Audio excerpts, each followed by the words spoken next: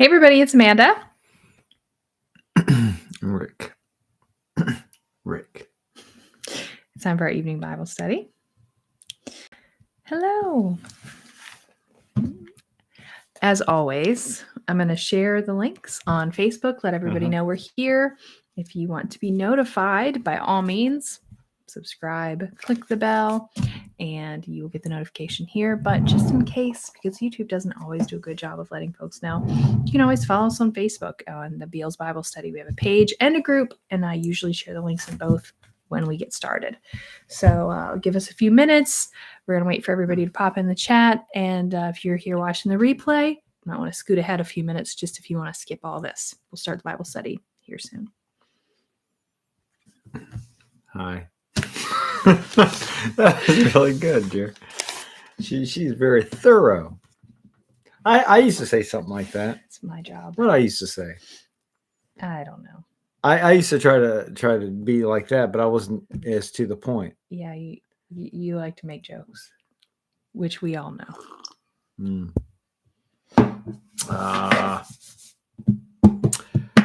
I do all the administrative stuff. That's my job. I'm the Beal family secretary. You do the smart stuff. He's the CEO. He's the president. I'm the secretary. But there's just the two of us. There is now, but that's just how it's always been. Yeah. Oh my, wake me up. He's like, get my coffee, woman. Never. That never happens. I don't call her woman. He I call her honey. no, he doesn't. Definitely doesn't call me that. Yeah, honey. Honey. What'd you call it? What would you what was it? The jitter what? Oh, jitter liquid. Okay, I think jitter juice is better. Yeah. Well, it's from a cartoon. I'm like the Tin Man, and she runs and gets my oil can. She did today, though. I'll tell you, this is not a complaint. This is just a story. But I worked, and a lot of you work long days. I know long days are just common. But I worked like what was it, like 10, 11-hour day? Yeah. And so I was taking a lunch, and I had to go back after just like 10, 15, 20 minutes because another boss came in.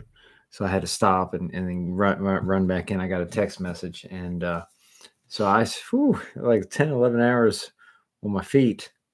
And then a 40-minute drive home. By the time I got home, I was just like spacey. And she had, very thankful, she had dinner ready. And she already had my coffee made, or was in the process of making it. Well, it was brewing, yeah. So she was on it, but she always is. Yep, had dinner on the table. It was good too. Mm-hmm. Oh yeah, it was. He had burritos. In case you're curious, I've become what would you call it? A fan. Yeah, but of like I don't know, burrito fan. Well, I never had. I was trying to figure out how to say it in Spanish. I don't know the word fan in Spanish. Well, I'll be honest with you. I never had them growing up. I mean, I did, but I didn't. The only time I ever had one was frozen, and you throw it in the microwave, and it just kind of loses something. I never really was a fan of it. Never caught on to it. But excuse me, homemade so much better. Oh, excuse me. Mm-hmm. Yep, it was. Let's see, onions and mushrooms and cabbage and garlic. I think that was the main vegetables with just beef really, and seasonings, some taco sauce and stuff, and wrapped up. And popcorn that I made it, from here, like not microwave, like stovetop popcorn. But that's just because I had a hankering for it today. A hankering. And so I still had some left from lunch. Hankering. So he was eating popcorn with his burritos. When you have a hankering, you're supposed to have a hankering for cheese.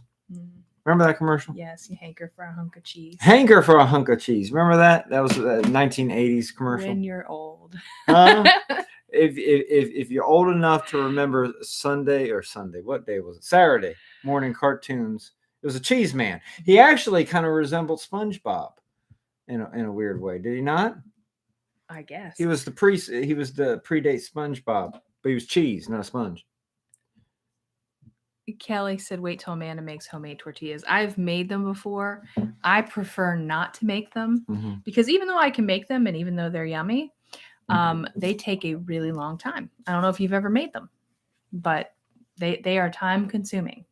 And I prefer just to buy them if I can. That's one of those things I will spend $1 on because frankly, we bought the tortillas at Dollar Tree. So Rick and I are on this, like, we're making some plans for some things. And so we're really trying to we're back to our frugal ways, believe it or not. And so we were like, we tried to limit ourselves to $10 this week and what we were spending on groceries. Now, I mean, we have a lot of stuff in the house, but anyway, so we went to Dollar Tree. I was like, I'm not spending more than $1 on tortillas. So anyway, all the bread's got to get thrown away tomorrow, though, for Passover. All of it's gone. So we're going to try to use it up between today and tomorrow as much as we can. Anyway. Well, I'm going to be waddling tomorrow. I know, right? We do not have a Mexican grocery here. Well, we might. We actually kind of do. I can think of a couple of them, actually. I can only think of one. There's one in town, but there's one in the other county over. As we're heading to towards the Chick-fil-A and the Walmart and all that stuff down there, there's one where Brianna is, or the other direction. No, where there was old thrift store and everything, and there's like a little grocery thing over there now. Is there? There is. Huh? Do you cover your counters? What do you mean cover my counters? I'm not sure what you're talking about. Kelly, while I got you here. And Jess, while you're here too. You know, this feels like the old Fundamental Home live events where we just chit chat. Yeah. Hold on. Is Jennifer here? Let me go back. Jennifer was here. No, she wasn't. She took off. No, I was reading comments. Jennifer was in the comments from the previous videos. All right. Kelly. Message me and tell me again the name of the town you're in Georgia. You can message me on Facebook. Jess, you tell me the name of the town you're in Maryland, because we are planning a possible trip, and I need to know where I'm going. Do you know what I'm saying? I'm putting you on the list, and I need to know what town. But I'm trying to see who else is here. Sarah, I already know where you are. Kathy, were you on the list? Abby? Did you guys tell us what state you're in so we can put you on the travel list? Want to make sure we're getting around to see everybody. Anyway, if you guys are watching on the replay and you want us, when we do a little tour, we're still trying to see if we can. Oh yeah, nothing's in stone. Right. Assuming that we can. But my wife is a planner, so she likes to just plan it out anyhow. Well, we can't know if we can. Oh, I understand that. I'm just being the little guy in the corner saying, hey. Not Canada this trip, but maybe next trip. Not 2022. Maybe 2023, the climate with, things will be better to do it. But but I would like to go to Canada. In all seriousness, I don't know if I told you. Last week, I bumped into a family, and I could tell that there was something. No, it's not a joke. I could tell they weren't local, and I just happened to ask, where are you from? Thinking they'd say, I mean, we're in North Carolina. Sometimes people say, oh, Tennessee, this, that, or the other. Sometimes people up north and all. It was a family, a mom, a husband, and a daughter, I think. And they were from Ontario, Canada. Down here, vacation. I don't know how they found this little spot, all the way from up there. Jess, for Passover. Now, I don't know anybody who covers their stuff. Everybody that I know literally cleans their whole kitchen. Like it's a whole like week-long process where you just like totally clean out your kitchen like spotlessly, and like everything's got to be scrubbed down. You go through all of your cabinets. Like it's a whole like, it's not like a quick just throw things out. Like it's all clean everything down completely sort of thing. So I don't know. I've never seen anybody cover it. Most of the people that I know, they just clean everything out. But that's just how we do it. And in terms of coming back through, Maryland is on our way. And besides that, we have family in Maryland. So we would stop in Maryland regardless. So it just makes sense to stop. But I just need to know, like, Maryland is obviously split in half by the Chesapeake Bay. And I know you're on the eastern part, but I just need to know where it is. Miss the Chesapeake Bay. Yeah, so we can sort it out. Yeah. Get to go to Wawa again. No, Kelly, tell me what town you're in. Miss Wawa. Because we will go in that direction. We want to be near where you are. Because we're, like I said, we're doing a whole country travel. So this is, you don't have to meet halfway. We're going down because I know you're Georgia. You're on the way to Florida. So we're going to go through that way. So anyway. All right. I don't know about a blowtorch. Rick would certainly be upset. You don't have to put it on here. I'm saying you can send me a private message. Delete that. I don't want anybody to know where you are. we're all friends now. Send me a private message. That's funny. We'll sort it out. Anyway, but I'll write it on the list. All right. Now that we've talked about our little trip that I'm excited about. I still got to write that down. My wife is just very, very cautious about pinpointing where people are. Yeah. That's why she always says private message, private message. Yeah, I'm just trying to figure out all the towns exactly so I can time it. But I'm very excited about it. And I really hope we can work it out. But I can't figure out if we can work it out until I know where we're going. So that way I can calculate all the costs and the time and all of the things that are involved. And then we can figure out if we can do it or not. But I need the details first. Does that make sense? Mm-hmm. Okay. Now that we're 10 minutes in, I always feel like the people who are watching the replay are like, are they done talking yet? Can we get to the Bible study? Never. I know. All right, we are 2 Samuel 19, and this is actually just finishing up the chapter. We've done the beginning. We've done the end, and today we're going to do the middle of the chapter, right? We are going to do... I started this chaos when I jumped to the end the other night. Well, the Lord kind of leads, and, we just go with it. All right, so we're going to do verses 18, and we're going to go down to 40. So not as many verses we've been doing, but a few of them. And we're going to talk about 3 different men today. So you ready? Blessed is the man. Here, I don't have mine out, so you can share with me. Okay. Yes. Quick Bible memory. Psalm 1. Blessed is the man that walketh not in the counsel of the ungodly, nor... Whoa, you're shouting it. Baby. No, I'm not stopping 1,000 times. We just have to be on the same, I don't have to, go ahead. Where are you going from? Start at the beginning again and just go through. All right. Just lower the head. Blessed is the man that walketh not in the counsel. Come on, Ugly. You say Psalm 1. Aha. And I need to see it because I don't have it. Oh, you need to see it. Yeah. You keep it. You Okay. keep it. You keep it. I'll keep it over here. All right. It's all up here. Blessed is the man. You didn't say Psalm 1. Oh, Psalm 1. Psalm 1. Blessed is the man that walketh not in the counsel of the ungodly, nor standeth in the way of sinners, nor sitteth in the seat of the scornful. And his delight is in the law of the Lord, and in his law doth he meditate day and night. And he shall be like a tree planted by the rivers of water, that bringeth forth his fruit in his season. His leaf also shall not wither, and whatsoever he doeth shall prosper. You're right. Perish. Yeah, I know. Shall prosper. The ungodly are not so, but are like the chaff which the wind driveth away. Therefore, the ungodly shall not stand in the judgment, nor sinners in the congregation of the righteous.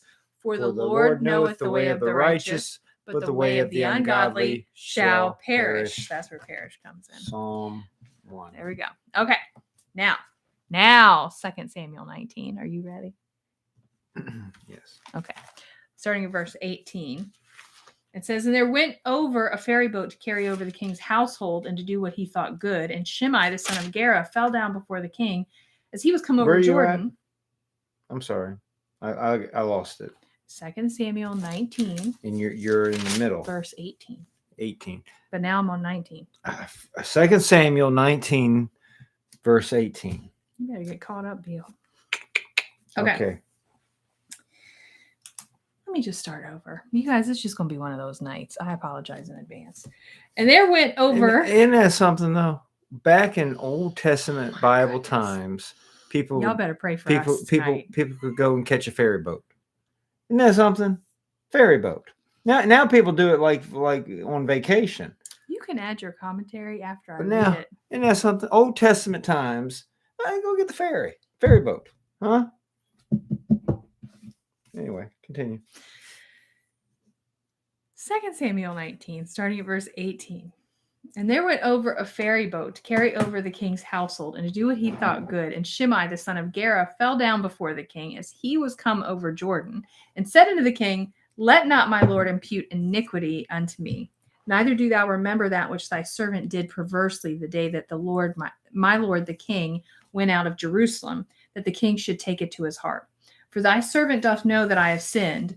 Therefore, behold, I am come the first this day of all the household of Joseph to go down to meet my lord the king.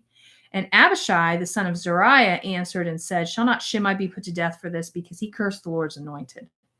And David said, what have I to do with you, ye sons of Zeruiah, that ye should this day be adversaries unto me? Shall there any man be put to death this day in Israel? For do not I know that I am this day king over Israel? Therefore the king said unto Shimei, thou shalt not die. And the king sware unto him. And Mephibosheth, the son of Saul, came down to meet the king, and had neither dressed his feet, nor trimmed his beard, nor washed his clothes from the day the king departed until the day he came again in peace. And it came to pass when he was come to Jerusalem to meet the king, that the king said unto him, wherefore wentest not thou with me, Mephibosheth? And he answered, my lord, O king, my servant deceived me. For thy servant said, I will saddle me an ass, that I may ride thereon and go to the king, because thy servant is lame. And he hath slandered thy servant unto my lord the king. But my lord the king is as an angel of God. Do therefore what is good in thine eyes. For all of my father's house were but dead men before my lord the king. Yet didst thou set thy servant among them that did eat at thine own table. What right therefore have I yet to cry any more unto the king? And the king said unto him, why speakest thou any more of thy matters? I have said, thou and Ziba divide the land. And Mephibosheth said unto the king, yea, let him take all, for as much as my lord the king is come again in peace unto his own house.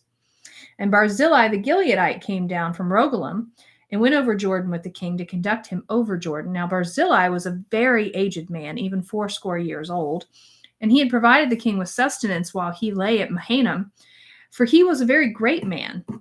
And the king said unto Barzillai, come thou over with me, and I will feed thee with me in Jerusalem. And Barzillai said unto the king, how long have I to live that I should go up with the king unto Jerusalem? I'm this day 80 years old, and can I discern between good and evil? Can thy servant taste what I eat or what I drink? Can I hear any more the voice of singing men and singing women? Wherefore then should thy servant be yet a burden unto my lord the king? Thy servant will go a little way over Jordan with the king, and why should the king recompense it me with such a reward?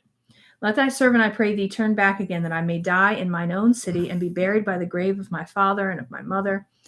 But behold, thy servant Chinnam, let him go over with my lord the king, and do to him what shall seem good unto thee. And the king answered, Chinnam shall go over with me, and I will do to him that which shall seem good unto thee, and whatsoever thou shalt require of me, that will I do for thee. And all the people went over Jordan, and when the king was come over, the king kissed Barzillai and blessed him, and he returned unto his own place. Then the king went to Gilgal, and Chinnam went on with him, and all the people of Judah conducted the king, and also half the people of Israel. There we go. Okay. So we have 3 different men. that David encountered on his way back into Jerusalem. And the first of which, the very first one who approached him, was Shimei, who, when David had been, running for his life out of Jerusalem, Shimei had kind of seen him along the way and thrown stones at him and cursed at him, so much so that his men had said to David, "You should kill him." And David at that time had said, what does it matter? My own son wants me dead. I don't even care. Maybe the Lord will bless me because I'm tolerating him. So he didn't kill him at that time. Well, now Shimei realizes that David's coming back into power and his actions have put his life in danger. So he is like the first one to approach David and said, "I know that I have done wrong and I'm sorry. Please forgive me and be merciful." And again, Abishai is there and he's saying, "Listen, you should just kill him. He cursed the king, God's anointed." And David's like, "I'm the king today. Nobody's going to die." And he swears to Shimei that he will live. So he's merciful to him. And then you got Mephibosheth. Again, Mephibosheth had a servant named Ziba who was supposed to take care of him. Mephibosheth was, as the Bible says, lame in his legs. He couldn't walk. And so Mephibosheth came down to meet him. Now, it doesn't say how he came down because he certainly didn't walk down, but somehow he got to David here. And it says that he hadn't dressed his feet or trimmed his beard or washed his clothes. So he hadn't really been taken care of from the day that the king departed. But he gets to him and David asks him, "Well, why didn't you come see me before now?" And he says that his servant deceived him. He says Ziba lied to him, told him that Ziba knew that he couldn't really do anything. So he was going to go see David for him. And then it says Ziba, the servant, slandered Mephibosheth and told David lies. Well, what Ziba had said to David was that Mephibosheth wasn't coming because he thought with David gone and him being Saul's, next in line, that maybe he would, see himself advance in the kingdom. So David doesn't really go into who he thinks is right or wrong. In fact, the way he handles it is kind of like he doesn't even want to get into it. Mm-hmm. He just says, "You know what? The inheritance," because originally there was an inheritance from Mephibosheth. When Ziba had come along and said that Mephibosheth was unfaithful, David had given that inheritance to Ziba. Mm-hmm. Now he says, "You know what, guys? Divide it in half. Half of it to Ziba, half of it to Mephibosheth." And so basically he's just dividing it up and trying to be equitable and fair and just to both of them. Mephibosheth does say, "You know what? He can have it all. I'm just happy that you're here and everything's good." I don't know if he was just being humble when he said that, but regardless, David's decision was to be equitable and fair and just. So then you have Barzillai. So Barzillai had taken care of David. He provided him and the people with, as it says, sustenance. That's a nice picture. He'd given them food and things and taking care of them. And David wanted to do something nice for him. So he tells Barzillai, who's a very old man, that he can come back into the kingdom with him, and he's going to take care of him. He'll eat at the king's table. And Barzillai is like, "You know what? I'm a really old man. I can't really hear the singing. I can't really taste the food. It's not really going to do me any good." And he's like, "Besides that, I'm probably going to die soon. And I'd really like to be buried with my father and mother." So he's like, if it's okay with you, I'll just go, about to Jordan with you. And then that'll be like an honor for me. Why would the king even let me accompany him that far?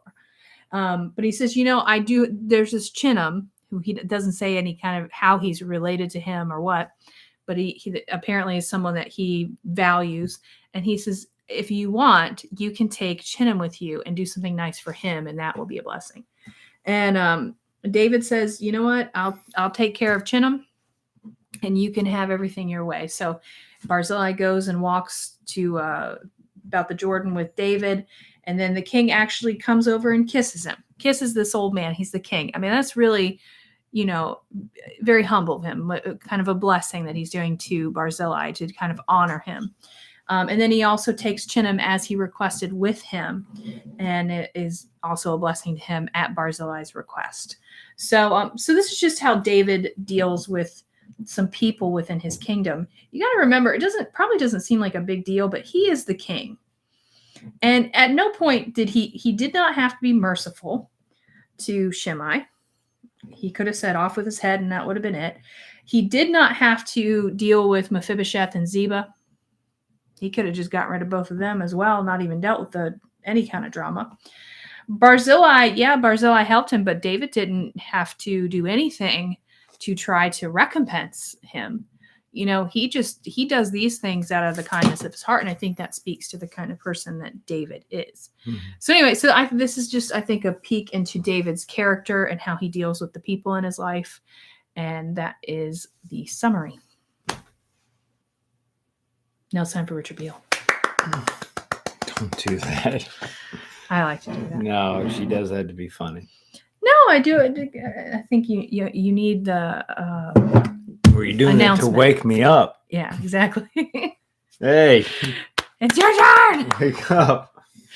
All right. While you talk, I'm gonna grab some water. Okay. We'll talk about these 3 cases, 3 situations, 3 encounters here along the way. I have really a similar point with each one, because I see David really being gracious to people.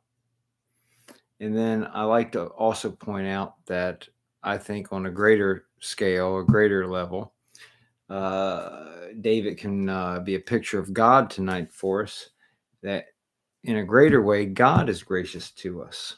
Everybody. God's gracious to everyone. Anyway, with the first one, and how do you pronounce his name? Shimei. Mm-hmm. Oh, well, I like the way you pronounce it. If I was by myself, I'd probably say something different. I might not even have it right. It might be Shimei. That's what I was going to say. Shimei. Yeah. Shimei. Okay, he's got the Shimei. Yeah, he's got the Shimei. Don't get the Shimei. I tell you what, you won't be able to sleep at night. I think they got drops. They got drops for the Shimei. Yeah, you have to go to the doctor, though. Especially in allergy season. Everybody gets the Shimei. Forgive us. Shimei. Okay, so he's the rascal with the stones or the rocks and everything, right? Yes. And he was the one cursing David. Mm-hmm. And of course, David was going through a hard time. I think he called him a bloody man. Yeah. And David was going through a really hard time then with his son and everything. Yeah. And he was very low. Mm-hmm. And honestly didn't do a thing about it. Which, in all seriousness, probably a good thing. Mm-hmm. Like we say many times, let the Lord fight our battles. Mm-hmm. Especially when it comes to like disrespect and things like that. Mm-hmm. If there's an absolute threat to your life, defend yourself, defend your family, defend your children, defend your parents. If there's an absolute threat, but when it just comes to, I don't know, disrespect, slander, kinds of things, you know what I mean? Mm-hmm. We don't need to throw our mouth out there and really start to meet people word for word or action mm-hmm. for action. I think a lot of Christians ruin their testimony because when people start to talk, Christians jump up and they do it too. Mm-hmm. You follow what I'm saying? Yes. Yeah, that's peanuts talk. Mm-hmm. But seriously, and I'm being serious, and I hope you get something out of that thought. That Christians are to live a quiet and a meek life. Mm-hmm. We represent Christ, and Christ was a lamb to the slaughter. Mm-hmm. No attack, no defense. He came for a purpose, and he fulfilled that purpose, and now he calls us to that same purpose. Take up your cross and follow him. And he did, he didn't call us to be puffed up, prideful, and arrogant. And I'm being honest with you.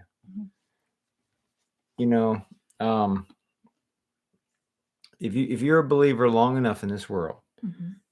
at some point people are going to get in your face, mm-hmm. and they're going to curse you, and they're going to say all kinds of things, and the whole idea of turn the other cheek, that's biblical, and there are a lot more believers all to practice that. I did my Esther Bible study yesterday, and I talked about Haman and how the whole story of Esther started because Haman was offended.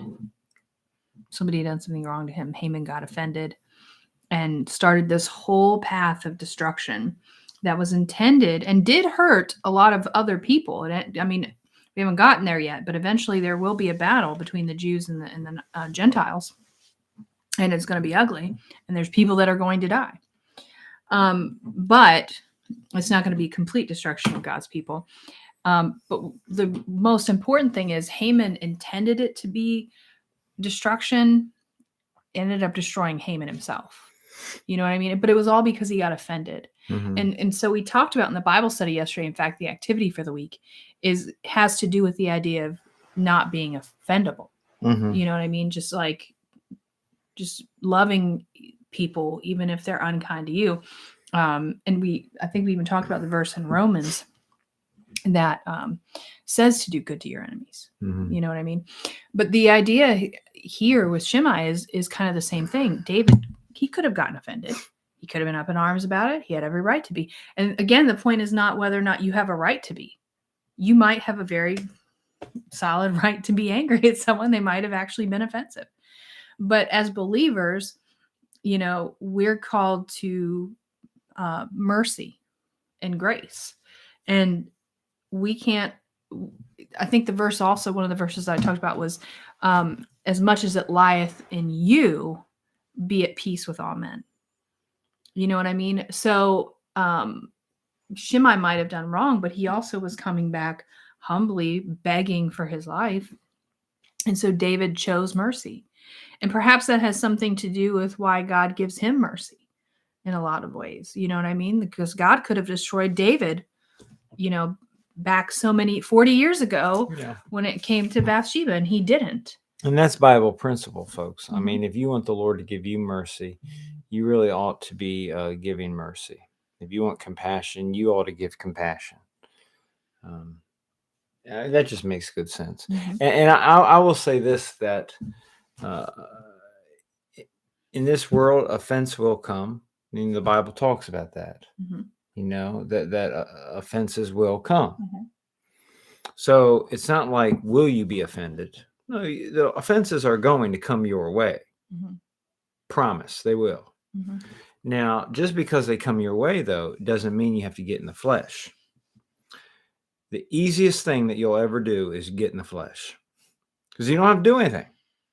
You just let things hit you, absorb that into your spirit, into your soul, and you will snap.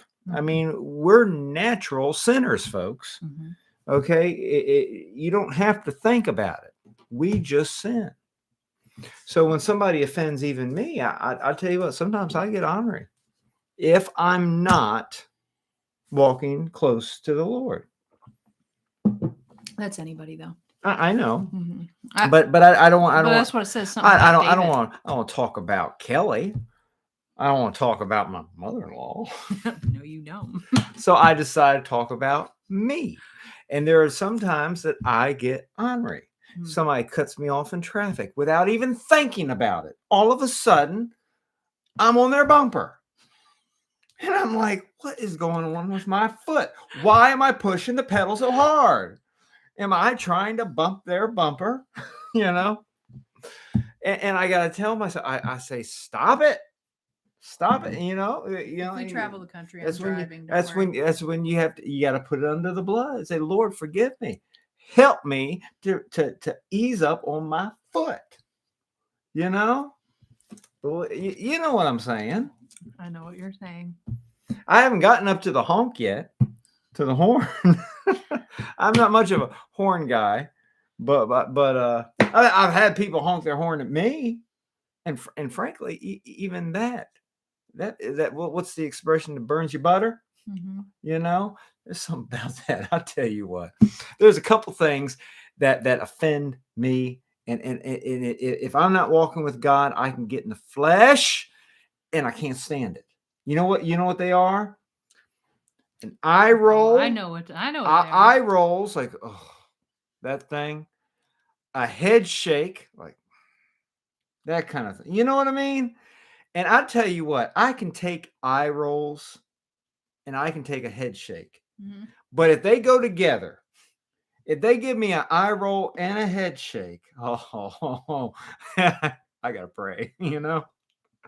Oh, you follow what I'm saying, folks? We're all the same. We're all made out of the same thing. Don't act like you don't get offended. We all get offended. We but do. but the Lord has called us to peace. Mhm. Blessed are the peacemakers. Right. And now here's the point that I'm making. We are called to be peacemakers. We need to seek peace and really truly love our enemies and love people that don't love us, Mhm. you know, but it's not something that you can do in the flesh. If you're sitting here thinking, I just can't do it, you're right. You're not supposed to do it. You're supposed to yield to the Spirit and let God do it. God can love someone that doesn't love you if you would get out of the way and let them do it. When somebody is offending you and cursing you and upsetting you, that's when you folks, we need to just die to self and say, it's not about me, and just take yourself out of the picture and let the Lord in and let the Lord love the person. I'll tell you what, you'll be blessed even though you're going through a tense situation. And the person who's offending you, who thinks they're getting your goat, you'll shock them to death. You'll be like, well, I didn't expect you to respond like that. You know? And you know what'll happen? They'll see Christ in you. Go ahead. Sometimes I got to pray for a solid 10 minutes before I can talk to him. Ouch. That makes it sound like I'm rough. Mom said, no, I mean, everybody gets offended. I find, honestly, if I'm offended, if I'm upset, he always knows I am, because I'll like, what do you say about I do with my lips? What? I do something with my lips, like press them together. But you, Oh, yeah. what do you say? I don't know what I It's say. not purse my lips, but it's like. But I know what you're doing. Yeah. Anyway, he says I do something with my lips when I'm mad. But your eyes do something too. Oh, you did it.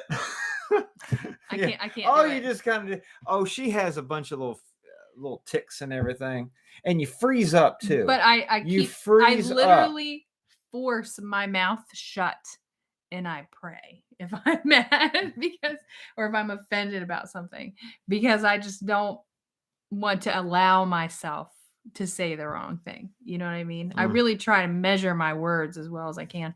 Mom brought up Proverbs 15:1. She said, a gentle answer turns away.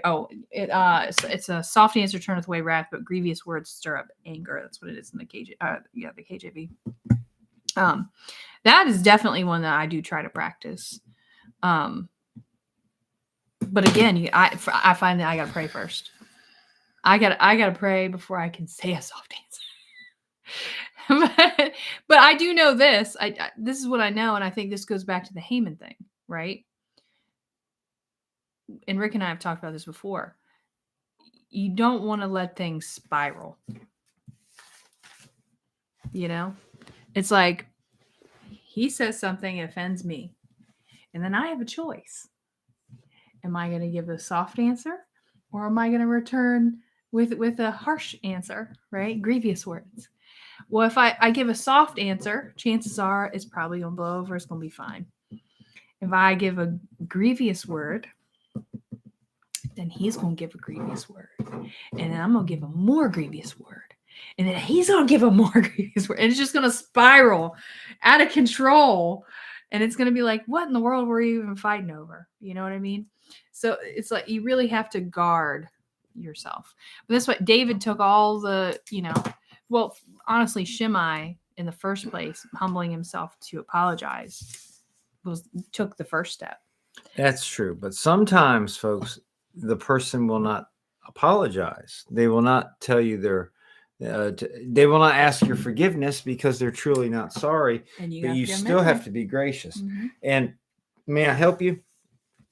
she just said pray, and I think a lot of us can understand the thought there to pray when you sense an offense is coming on, or when you know you're in the midst of a disagreement with somebody, and you're eyeball to eyeball, and you should quietly, just pray to the Lord and ask for strength, ask for calmness, for peace, and for the ability to get through it with graciously, Yes, without being fleshy, yes, sinful. But here's the thing. I want to bring this up because this may help somebody who maybe you've gone through a situation like that before. Right. You've had what you thought was a victory, but then it seemed like it fizzled out, fell apart. And what I'm saying is that I can remember a time when somebody got in my face. Not me. It's not my wife. And it's not my kids. No. And it's not my mother. They never would. It was actually and I've told the story before. I'm not going to go into the details, but it was actually another believer, another Christian. It was at church. And it was actually years ago, plural, years ago. And it was a small matter, but he got offended. And man, he was not going to rest until he offended me. So it was right after a Sunday school before the main service when I went from Sunday school teacher to usher, and I was getting in my mindset. I had, to meet and greet people. I had to, go and be the cheery one. Well, he tried to put a damper on it.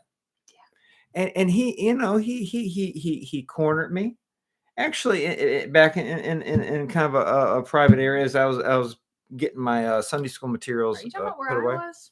Huh? Was I there as well? No, it's just me and him. Oh, okay. I thought it was a different circumstance. Nope, not talking about that one. Okay. Man, I guess people jump on me times. A lot. Well, they weren't jumping on you. They were actually mad at me that you were there. Believe it or not, the Beals every couple of years we have some drama. But that's everybody, I guess. Yeah. But the situation that I'm talking about is just me and another fella, and him and I are fine now. But this is what happened. He kind of had I know what you're talking some about. issues with something that I had said. He just misunderstood. So anyway, he was offended, and he had to make it known. In fact, called me arrogant. Told me I was arrogant, and there's somebody out there like, well, I've known that for years, but there's somebody right here. No, oh my. I'm just teasing anyway. So, and for a split second, I felt kind of, when you start to get mad and that little heat goes up your back and your spine, you start to turn green. You know what I mean? And as soon as it started to swell up, I felt it swelling up, and I kind of reached out to the Lord. I didn't really do the full prayer like you were saying, but I did kind of. Lord, it was more help this man. It wasn't like wasn't even help Rick. It wasn't like a long prayer to the Lord, but I felt myself getting really mad. Yeah. And it was kind of like Peter when he was walking on water and he began to sink. Yeah, save me. And he just said, that's what I thought. He said, save me. It, yeah. And more or less, I went, Lord.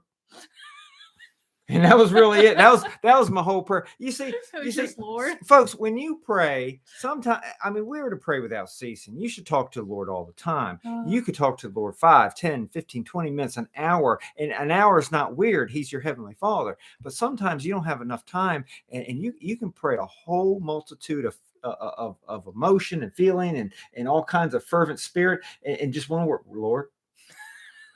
There was a lot in that. Knows. There was a whole lot in that one word, Lord. And he answered it. Yeah, he did. Because all of a sudden I went up, and I went, and that was him. Yeah. Because I was. You didn't need to tell me. I was ready to, we were peel some paint off the walls. I was giving, but all of a sudden it was.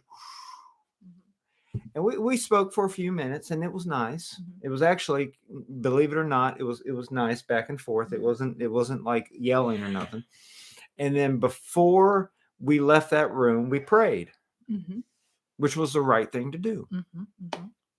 And so when we left that room, he was fine, And believe it or not, believe it, I'm being genuine, I was actually fine.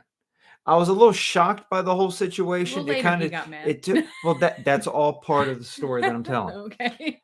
I was a little shocked about how it happened and what happened. It kind of still caught me off guard. I was kind of spinning about it, but I was still in a good frame of mind. I was fine. Everything was fine.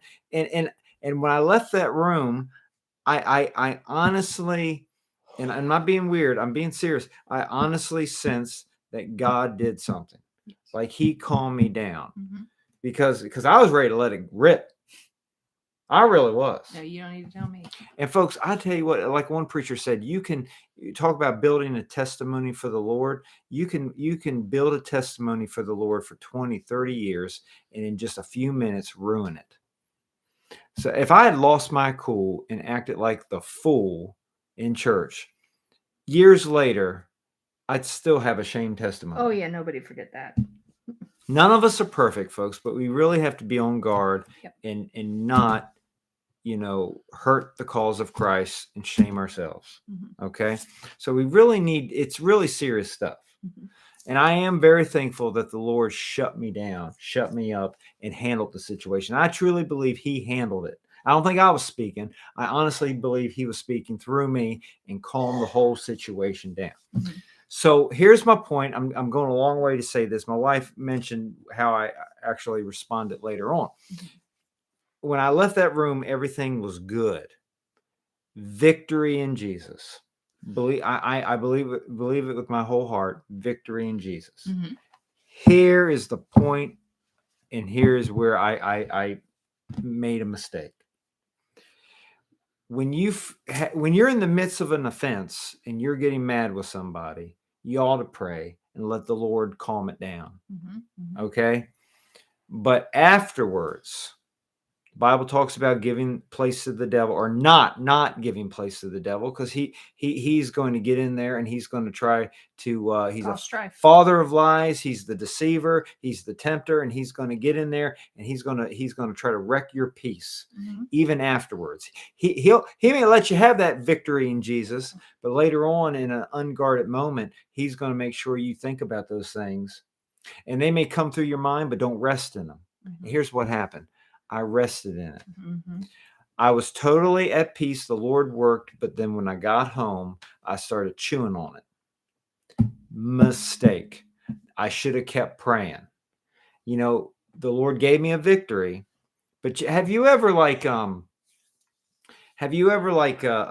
cut yourself and you put a Band-Aid on it and you just didn't let it stay on there long enough to heal? So you're like, it's good enough, and you rip it off. But it wasn't healed. It was still open. You should have left the Band-Aid on a little longer. Well, similar thing. The Lord had given me victory in the church, but I wasn't all the way healed. I wasn't all the way committed to peace, because once I got home, I kind of forgot about the victory that I had, and instead of praying, I started talking to her about it. You didn't forget the offense. And I'm like, you know what he said? Do you know what he said about me? He said I'm arrogant. Yes. How dare he? Yeah. Really. Nobody says that all the while I'm being arrogant with that attitude. How dare he speak to me that way? Yeah. Who does he think I'm he is? the one person in this Richard world Beale. who is not arrogant. Never have been, never will be. He's arrogant. And folks, I'm not kidding when I say for months. Years. No, it's not years. It was months. I was mad every time I saw him. I was. You're still mad when you pass by his house. I'll be honest with you. No. I'll be honest with you. If I saw him today, I'm not mad anymore. Okay. I'm really not. Okay. We were actually, when the kids still lived at home, we were actually out eating one time, and he was there with another guy from the church, and I hadn't seen him in a while. It's a little awkward. I'm not going to say it's not awkward, but I'm not really mad at him. I was never a fan of him anyway. I know, but I'm not mad at him. I'm not mad at him. One of these days, I'm unblock him on Facebook. I'm joking. I'm joking. I am joking. I think that's one of those truth and jest moments. Yeah, I know. I know. But I'm being serious, folks. Although laughing a little bit. The Lord will give us peace, and He'll really help us Yeah. go through these tough times. But don't think it is something that's just quick. That's one of the reasons we are to pray without ceasing. Mhm. There are so many reasons to praying without ceasing because we have a relationship with God. But one of the reasons is that because we go through so many tough times on earth, Mhm. just because you handled a situation right doesn't mean later on it's not going to make you mad when you start thinking about it. That's why, according to Philippians chapter 4, we're to think about good things. Where Mhm. I failed is I started thinking about bad stuff, Yeah. and I got mad at him after the situation had been settled. Mhm. If I had just kept thinking about good things, if I just kept thinking about the Lord, you're so good. I am so thankful that you calm me down. You are a calmer. You are a peacemaker yourself. You're a peace giver. Thank you for your. And if I had just made much of the Lord, I could have gotten through that experience without becoming later on down the road fuming mad. Mhm. Okay. My point is that we need to keep going to the Lord. And just because the Lord gave you a victory this afternoon doesn't mean that before you go to bed tonight, you won't start thinking about it. And later on, hours later, you get mad at somebody. And you're like, no. Keep praying that the Lord will help you to continue on in peace toward that person. We need to be gracious, folks. We need to treat others like Christ treats us. Okay, you want God to treat you with grace, and mercy, Mhm. and compassion. Many times we have to admit that we disappoint our Savior. Many times we get angry and we say things that we shouldn't say. And when we say things to someone that we shouldn't say, it actually hurts the heart of God. Mhm. We think we're just hurting that person, but we're actually hurting the heart of God. We hurt the heart of God first because He knew ahead of time what we were going to do. So, folks, we want God to give us grace and mercy when we drop the ball. Well, we got to be willing to give it too. We really. So we talked for 50 minutes on the one guy. Well, since we're clearly not going to be done with him, let me just say one more thing. I guess we'll just talk about Mephibosheth and Barzillai maybe the That's next a time. long chapter. So, but we're not going to talk about it for a while though, because the next few days we're going to be talking about Passover. But let me talk about that in a minute. Finishing up Shimei, I will say this: David had Abishai right there, and Abishai was like, "Kill him." And I feel like in those moments, you might have someone with you who is like trying to push you to not be merciful. And I feel like in some moments I'm like that to Rick because I'm like mad that somebody treated him bad. I don't think Abishai's heart was necessarily like trying to be wicked. He really felt like that is God's anointed man and he had no business doing that and he deserved death. And Abishai was right. He did deserve it, just like our sin deserves death. You know what I'm saying? But David was right in that he focused on the mercy. So, two things. Number one, even if you have you have to be guarding yourself because there could be someone there who's trying to push you to give someone what they actually deserve. And like Rick said, we don't want the Lord to give us what we deserve. So we shouldn't worry about giving someone else what they deserve, right? And then number two, we need to make sure that we should encourage people to be merciful rather than encourage them to demand what they deserve. Do you know what I mean? Yes. I think that, you have to watch out if you're the one being pushed by someone who's telling you someone deserve it. And you have to watch to make sure you're not the one to say. Because like I said, sometimes like if Rick's at work and I feel like at work, like he'll tell me stories about work and I feel like someone at work is being unfair, I immediately get mad about it. And I'm like, well, you need to do this and you need to do that. And he always does. Pitbull comes out. well, you don't even want to know.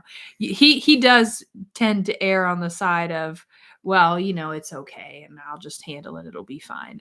And he really does let stuff like that go. I do the Andy Griffith a lot At work. Yeah. Not at home.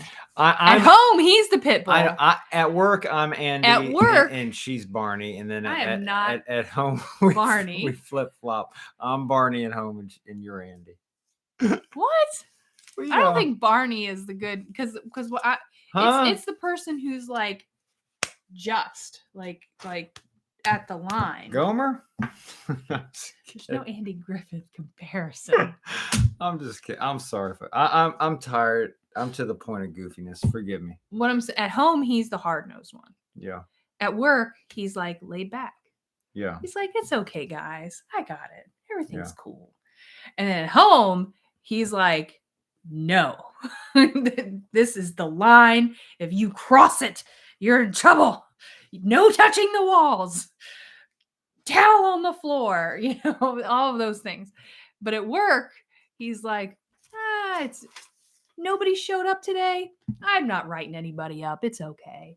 Like he's totally laid back. Whereas when I was at work, I was very by the book. Yes. If you, because I was in management for a long time, and I was like, if these are the expectations, and if you're gonna put the expectations out there, then if you miss and you don't call, I'm writing you up. And I'm writing you up. And I'm like very by the book. Yep. And he is not. But at home he is. But at work he's not. She is by the book. Mm-hmm. And for a while when we were kids, she was my boss. And she opened that book and she said, we're going to get married. And I said, where does it say it in there? And she shut the book and she said, it's in there. We're going to get married. She's by the book. But my point is, okay, if it's in there, we'll get married. So he'll be at work and like somebody, won't do something right. And I'll be like, well, that needs to go through HR, and then you need this and you need that. And he's like, nah, it's okay. I'll work it out. But my point is that he's being merciful. This is just like a real life practical kind of, connection to that. I got you. He's being merciful, but not and at I'm home. being by the book. Not at home. No, that's not how you are at home. But at home, I balance you. But her tone of apparently of how I am at home, that was many times when the kids were here. I don't dare talk that way to you. Not too often. Not too often, because I'm kind of getting more, stiff in my middle age, and I can't duck like I used to. Oh. Yeah, I know if I never mind.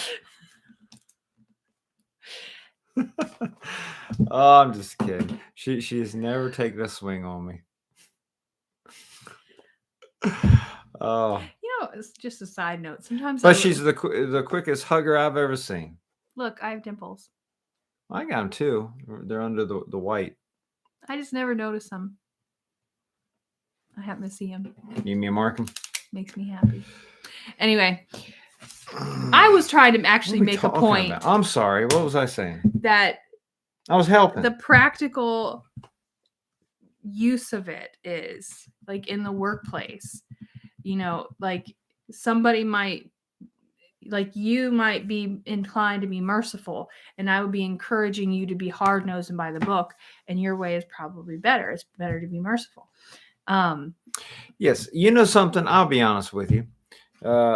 We had a missionary one time come to our church in Maryland, and he was a missionary to Israel. And, apparently you can't be a missionary, quote, in Israel. So you have to do it in kind of in a sneaky way. So he had a press pass, and he was there with a press pass, and he was there, and he was witnessing to folks in Israel, Jews, and telling them about the Lord and explaining to them from the New Testament how just anyone at all can be saved, right? And you gotta understand, it's a tough mission field. It's so tough that it even said in the Bible that was Paul's heart and desire for Israel to be saved. That he explained in the book of Romans that they're turned away from their Messiah. Mhm. Now, any one of them can be saved, but they have to get saved the biblical way of just trusting in Christ. Mhm. And there's a stumbling block there. But anyway, so he's witnessing to him, and so anyway, so he was at the pulpit. You remember what he said? Yeah, about sweet tea. Yes. It was about you don't just witness the folks there in Israel and just like point at them and go, yeah, you know, and they're not going to get saved. You got to build a relationship. And they said, how do you lead them to the Lord? Sweet tea.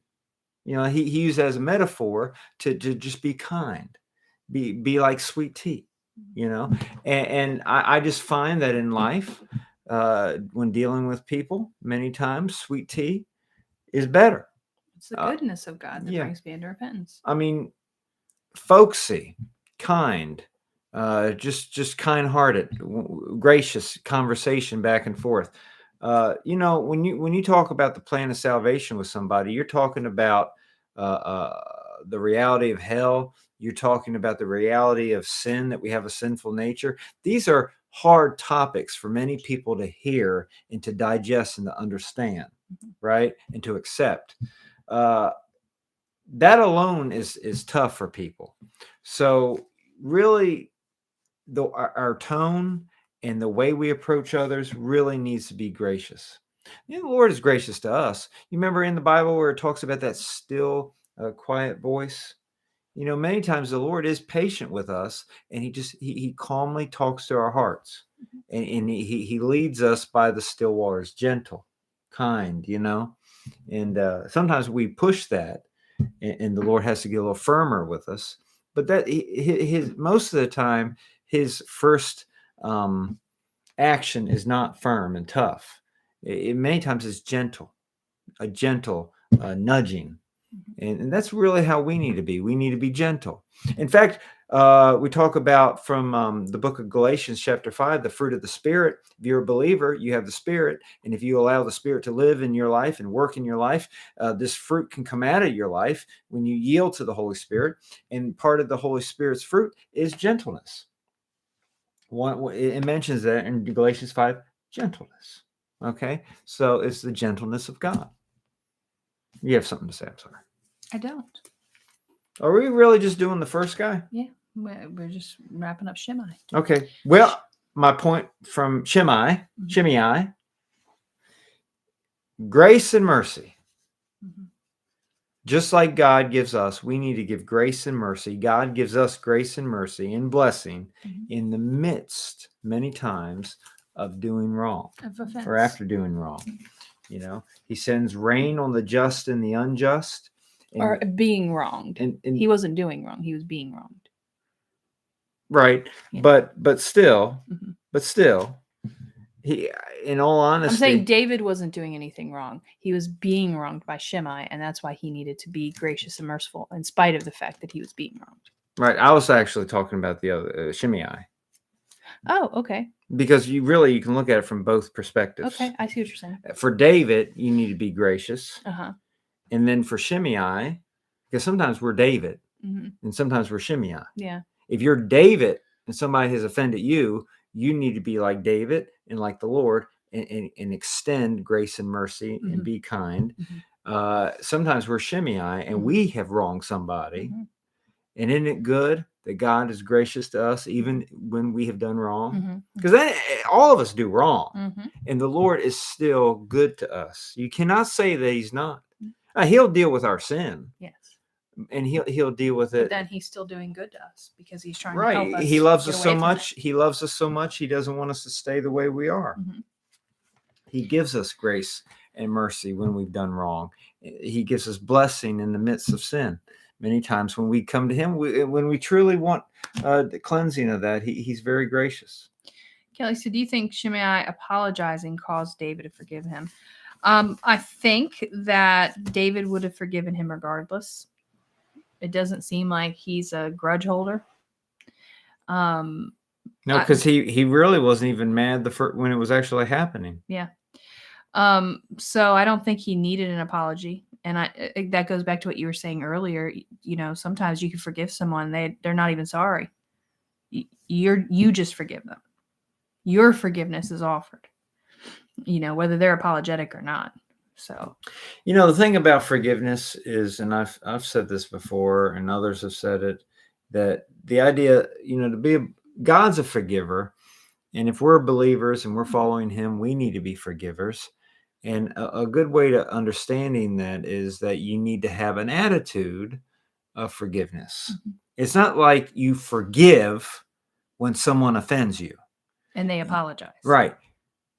Having an attitude of forgiveness is that even before the offense comes, you're already a forgiver. You follow what I'm saying? Somebody is going to offend you at noon. You don't know it. Now, you don't become a forgiver at 1 o'clock. You left the house this morning a forgiver, right? You don't forgive after it happens. If you have an attitude of forgiveness, it's like you've already forgiven them before it happens. That way, you never get offended because you're already a forgiver. You don't hang on to stuff. When people offend you, you put it under the blood and say, you know what? Christ forgave me. I'm going to forgive you. And you just wipe that clean. I think it's worldly and carnal attitudes that require an apology to predicate forgiveness. Predicate. I have never said that. I followed you. I bet you have. But anyway, I do feel like there's a lot of people that they like withhold their forgiveness until they're apologized to. Like they must apologize, and then it's got to be a good enough apology. You know what I mean? It can't just be a simple apology. You better really grovel, and then maybe I'll deign to forgive you. You know what I mean? And I've even told the story about how I was really mad one time at somebody, and I told him that I had to think about it. I was mad, and that's rare for me. I'm really not.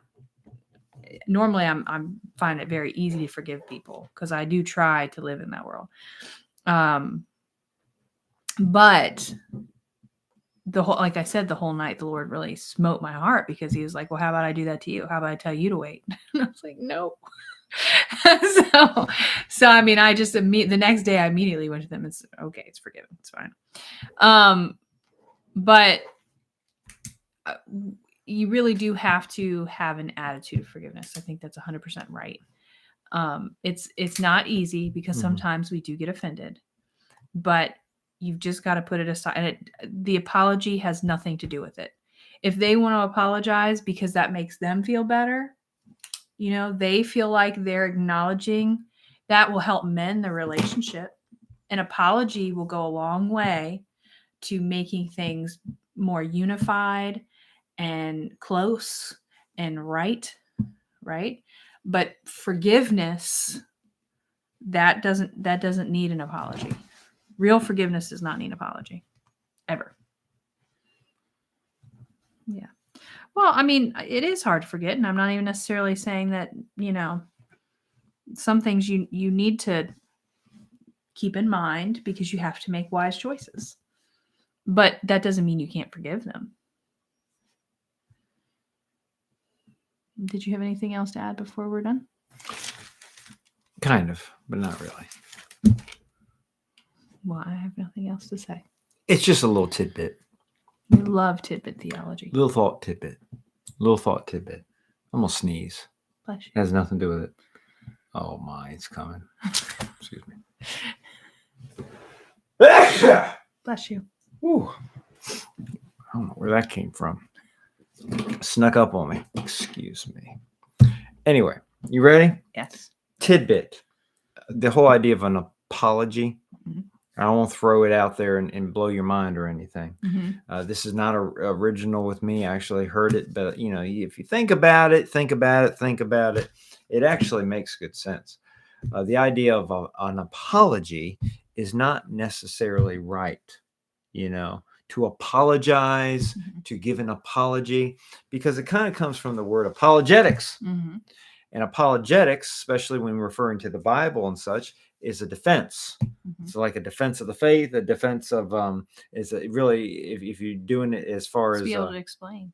what you believe. Yeah, it's like an argument. Mhm. It's like an argument of what you believe. Mhm. So the idea is that when you apologize, we kind of use the word differently today than it was That it actually means. exactly. Yeah. And lots of times, a lot of words in our English language is like that.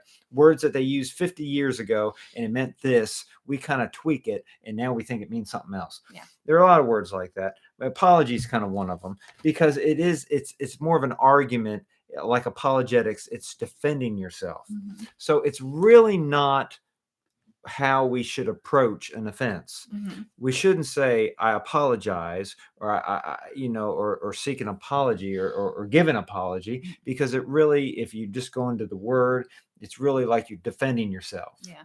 And you're not really seeking forgiveness. It's like different. If you demand an apology, it's like you want an explanation. Like, I want to know what in the world got into you that you did this. Yeah. So think of it: apology, apologize, apologetics. It's a defense. It's an argument to try to reason something away or reason something out. Mm-hmm. So really, the right thing to do would simply to say, just simple, you know what? I wronged you. Mm-hmm. I did wrong. I wronged you. And in this simple, will you forgive me? Mm-hmm. In other words, will you release that bitterness? Will you let this thing go? Yeah. Will you forgive me? Mm-hmm. Much better. Mm-hmm. And there's nothing wrong with "and I'm sorry." I think that expresses a measure of humility.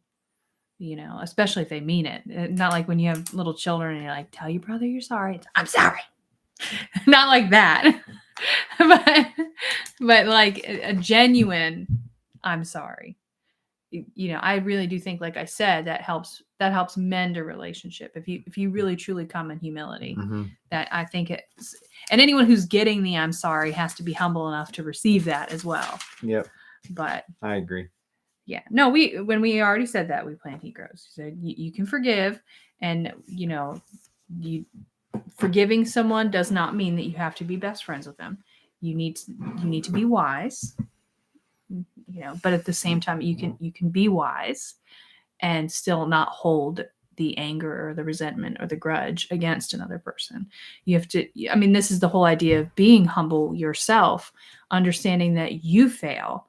Mm-hmm. And you want other people to forgive you. Every person is going to fail in their life to the extent that other people are going to say, I don't want to talk to them anymore. Everyone. That's just a fact. You can't think that you're immune from that.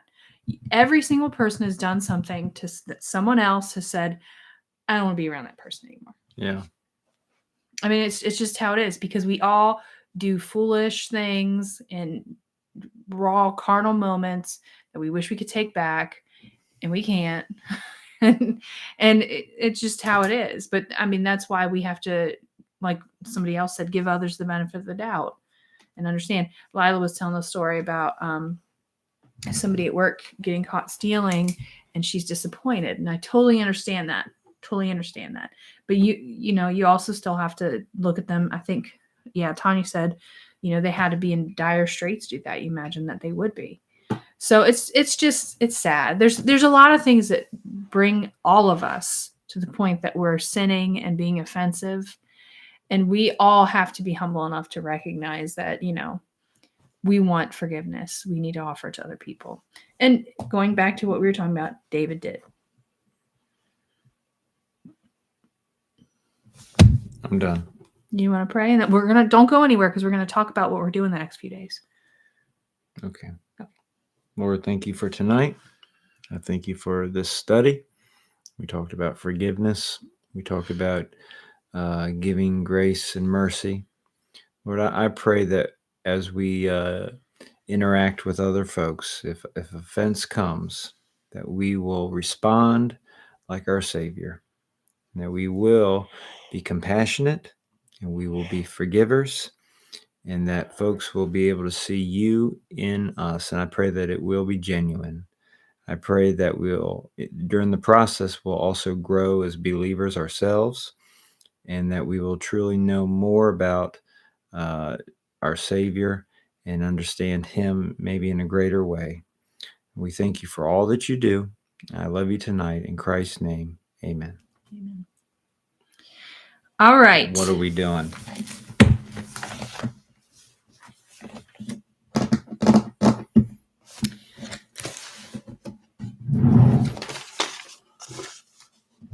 Did you forget?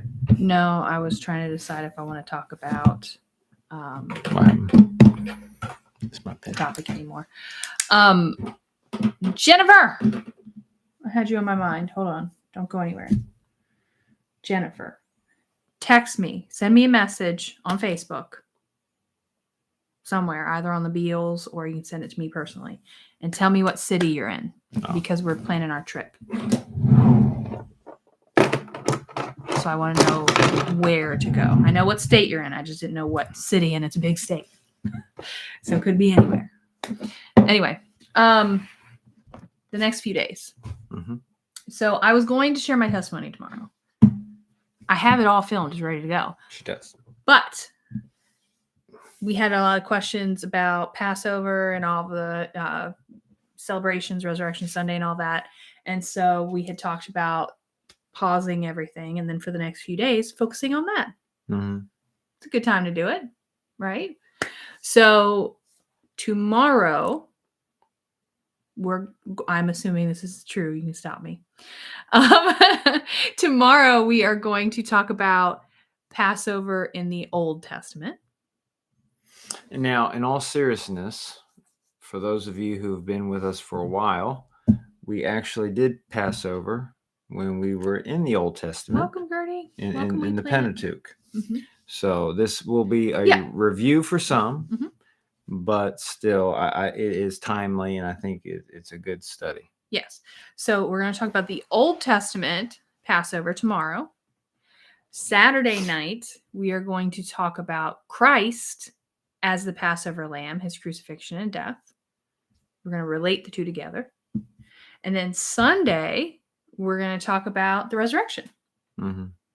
So we're pausing the 2 Samuel Bible study. Clearly, we haven't finished this chapter yet. So that will not come back into play until Tuesday, because Monday, what are we doing Monday? Psalms. So this very well could be the longest chapter we have ever done. Could be. There was another one that we 'Cause had it's like 10 already- parts. Okay. So I think it was Well, Leviticus. this won't have 10 parts, but when you consider all the nights we're skipping, and then you're Lila, gonna try you know to go good and back. well we can't give you a time. But we're going to try to be, I can't even promise early. Tomorrow's probably going to be at least 8 o'clock Eastern before we get started. So tomorrow, Old Testament Passover. Saturday, Christ is a Passover lamb. Sunday, resurrection. Monday, Psalm. And then we won't be back to 2 Samuel until Tuesday. And then, of course, Wednesday's Ladies Bible Study. And then Thursday, we'll be back to 2 Samuel again. We're going to get through 2 Samuel. And then we're going to the book of Luke. It's going to be great. So anyway, if you guys have any questions, you can always feel free to message us at the Beals on Facebook. And we also have the Beals Bible Study Facebook group and page, and you can get a hold of us there as well. So anyway, there we go. That is it for today. You all have a wonderful evening. Come back tomorrow, and we will talk about this beautiful biblical holiday season. Mm-hmm. So have a good night. We'll see you guys next time. Bye. Good night, folks.